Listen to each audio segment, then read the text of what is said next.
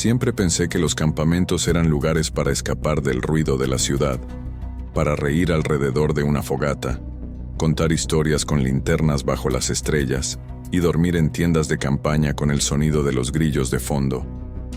Un espacio para sentirnos libres, despreocupados, como si el mundo fuera por fin un poco más sencillo. El bosque, con sus árboles altos y su aire fresco, parecía darnos la bienvenida. Caminábamos entre senderos de tierra, cargando mochilas y bromeando sin parar, convencidos de que esa sería una de esas experiencias que recordaríamos con una sonrisa toda la vida. Pero con el tiempo entendí algo que nadie nos dijo antes de entrar allí. El bosque también escucha. Escucha nuestras risas, nuestros secretos, nuestras historias inventadas. Y a veces responde, no con palabras claras, sino con silencios, demasiado largos, con sombras que parecen moverse entre los troncos, con crujidos de ramas donde no debería haber nadie. Esa noche, lo que comenzó como un simple juego entre amigos terminó en una pesadilla de la que nunca volvimos a hablar. Porque el campamento, con sus canciones y luces, también puede transformarse en un lugar maldito. Aún puedo ver el fuego ardiendo, iluminando los rostros de mis amigos. Puedo escuchar los chistes, las burlas, los gritos nerviosos cuando alguien exageraba la historia de un fantasma. Y también puedo escuchar el momento exacto en que el bosque nos devolvió la mirada.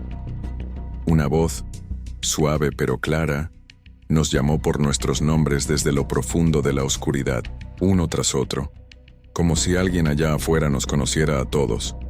Esa fue la primera señal, el principio de todo lo que vino después. Llegamos al campamento un viernes por la tarde. El autobús nos dejó en la entrada de un sendero largo y estrecho, y desde allí tuvimos que caminar casi 20 minutos hasta la zona de cabañas. Íbamos en grupo, cargando mochilas demasiado pesadas, riendo y quejándonos como cualquiera lo haría.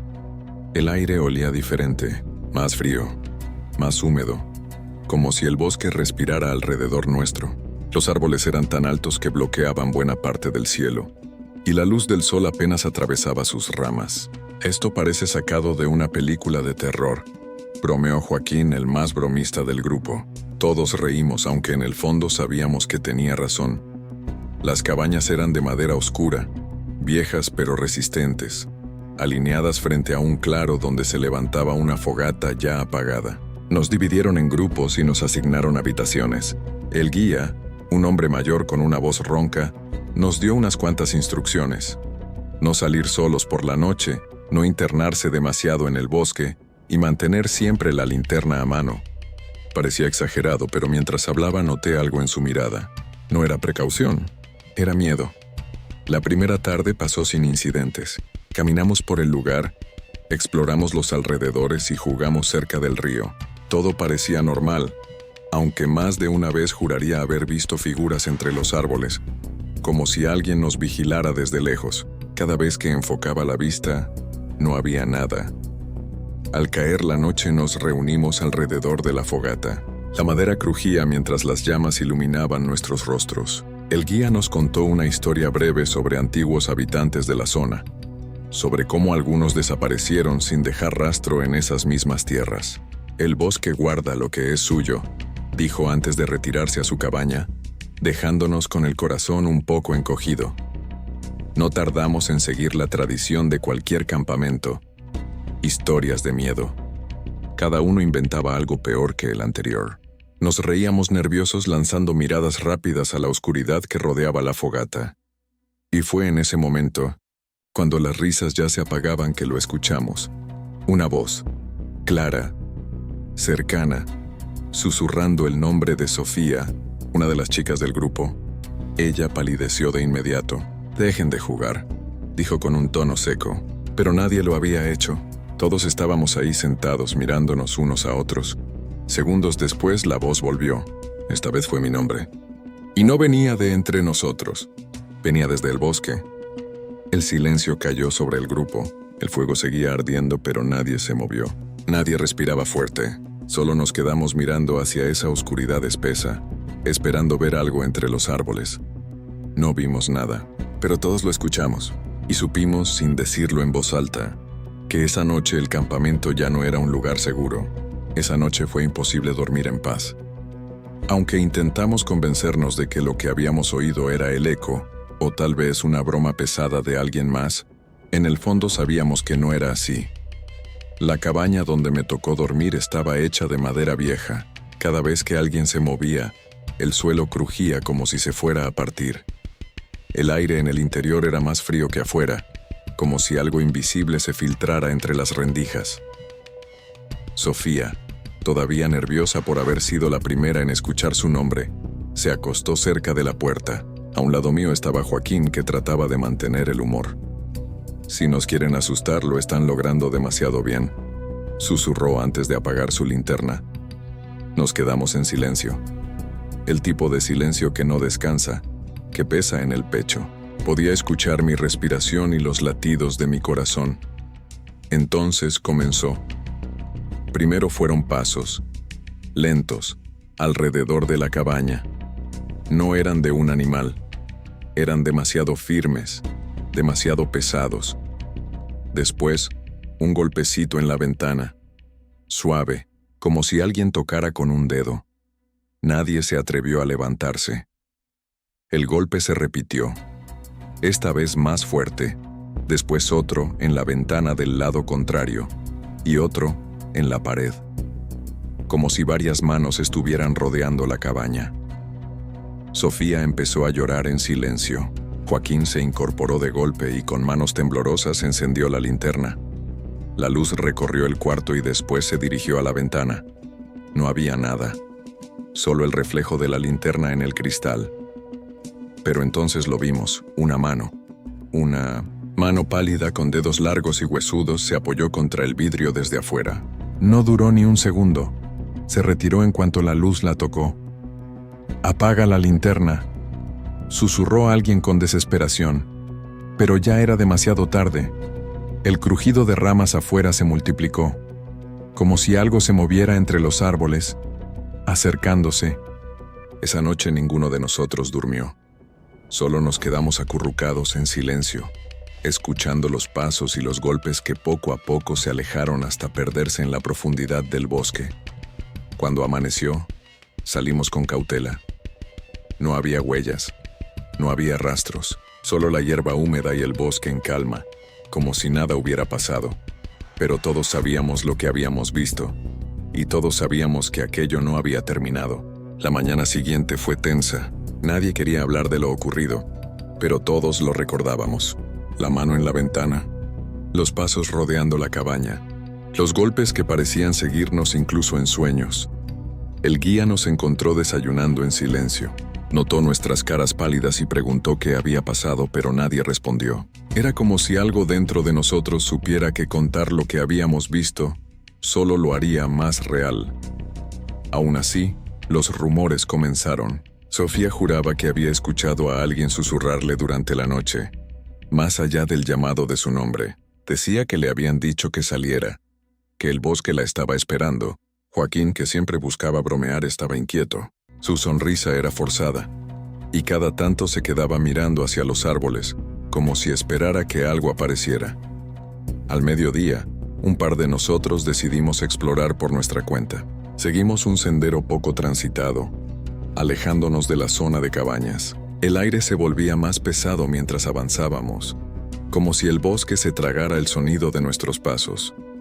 Y entonces lo encontramos. Un claro oculto, rodeado de árboles demasiado altos. En el centro, había restos de una fogata antigua cubierta de ceniza gris, pero lo que más nos impactó fueron los troncos cercanos. Todos tenían marcas, nombres grabados en la madera, algunos viejos y casi borrados, otros más recientes. Uno de esos nombres era de un chico que conocíamos, un campista que, según contaban, se había perdido hacía 2 años y nunca lo encontraron.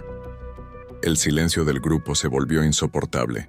Nadie dijo nada, pero todos entendimos lo mismo. Alguien había estado trayendo a esos chicos aquí. Y lo peor era que parecía seguir haciéndolo. Cuando regresamos al campamento, encontramos al guía esperándonos en la entrada del sendero. Nos miró con furia y miedo a la vez.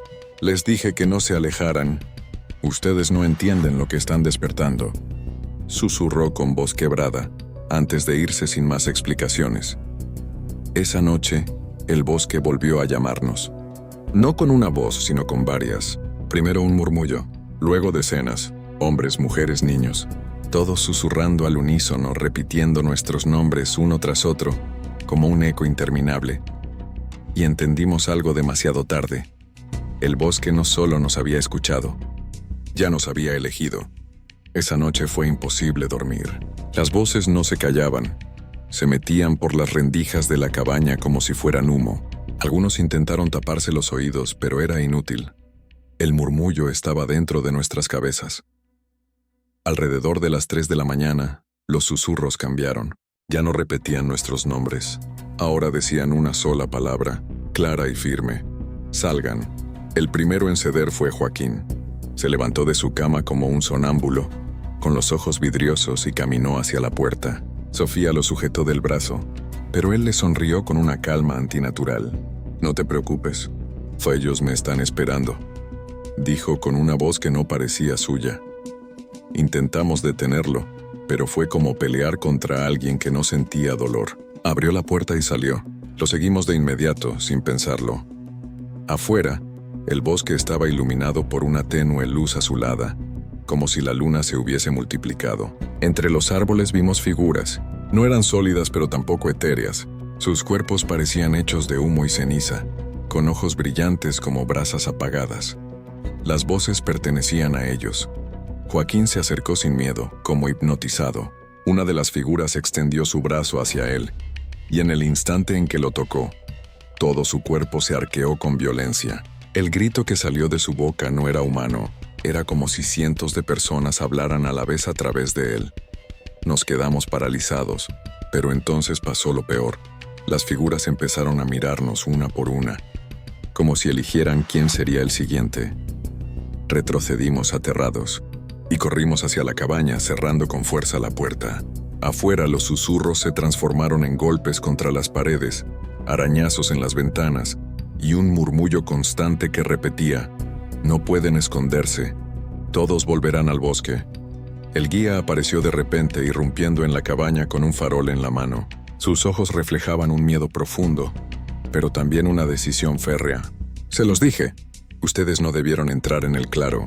Ahora ellos los han visto, y cuando el bosque elige, no hay salida». En ese momento entendimos que no estábamos viviendo una simple leyenda de campamento. Estábamos atrapados en un pacto que llevaba generaciones, y el precio éramos nosotros. El guía nos obligó a quedarnos juntos, pegados unos a otros, como si la unión pudiera salvarnos de lo inevitable. El farol en su mano lanzaba un resplandor débil, amarillento, que apenas lograba empujar la oscuridad que se amontonaba en las esquinas de la cabaña. Su rostro, demacrado y cubierto de arrugas profundas, estaba marcado por un miedo que parecía tan antiguo como el mismo bosque. Entonces lo dijo, sin rodeos: «Yo no vine a cuidarlos, vine a entregarlos». Sentí que el aire se volvía más denso. Nadie habló. Algunos dieron un paso atrás. Otros simplemente se quedaron petrificados, como si las palabras les hubieran clavado raíces en el suelo. El guía no nos miraba a los ojos. Sus pupilas se escondían en la sombra bajo el ala de su sombrero. Y su voz era un hilo ronco. «Este bosque vive de pactos. Cada cierto tiempo exige vidas jóvenes, frescas, para mantener su calma. Si no recibe lo que pide, saldrá de aquí y arrasará con todo el valle». Tragó saliva con un gesto atormentado. Yo fui elegido hace años para ser el guardián, el que debe traer a los próximos. No elegí esta carga, pero alguien tenía que hacerlo. Los golpes contra las paredes comenzaron a intensificarse. Los vidrios de las ventanas se estremecían con cada impacto, como si cientos de manos invisibles quisieran abrirse paso. Las figuras de humo y ceniza se apretaban contra las rendijas, observándonos. Sus ojos incandescentes, rojos como brasas apagadas, se clavaban en nosotros como agujas. El guía respiró profundo, con lágrimas resbalando por sus mejillas. «Ellos ya los marcaron», dijo con voz quebrada. «No hay escapatoria. El bosque los ha reclamado». Sofía gritó que todo era mentira, que correríamos hasta la carretera, que nadie nos atraparía, pero al instante los susurros se hicieron ensordecedores. Una sola palabra se repitió miles de veces en todas direcciones. Míos. El farol parpadeó, y por un instante temimos quedar a oscuras. Fue ahí cuando ocurrió. Las ventanas estallaron en 1000 fragmentos de vidrio, y las figuras entraron en tropel como una marea viva, oscura, espesa. Sentí sus manos heladas posarse sobre mi piel, sus voces en mi oído, susurrando cosas que no quiero repetir. La presión en mi pecho fue insoportable, como si me arrancaran el alma gota a gota. El último recuerdo que tengo es el guía, de rodillas en el suelo, con el farol roto a su lado. Su rostro reflejaba resignación y culpa, y entre sollozos, mientras la oscuridad lo rodeaba igual que a nosotros, lo escuché murmurar: «Perdónenme, pero alguien tenía que hacerlo». Y después, nada. El bosque nos tragó como lo había hecho con tantos otros antes. Si llegaste hasta este punto, ahora formas parte de la historia, porque estas leyendas no mueren con el paso del tiempo. No son cuentos inventados para asustar a niños en un campamento. Son pactos antiguos, pactos vivos que aún se cobran víctimas en los lugares más oscuros del mundo. Apaga la luz. Quédate en silencio. Pregúntate si esa brisa que se filtra por tu ventana es solo el viento, o si es el bosque, susurrándote tu nombre. Gracias por escuchar este relato. Recuerda que las pesadillas no terminan cuando acaba un video. Siguen contigo cuando cierras los ojos. Si quieres más historias que te persigan hasta el amanecer, suscríbete al canal, deja tu like y comparte este relato con alguien que se atreva a escuchar. Hasta la próxima. Y que duermas bien.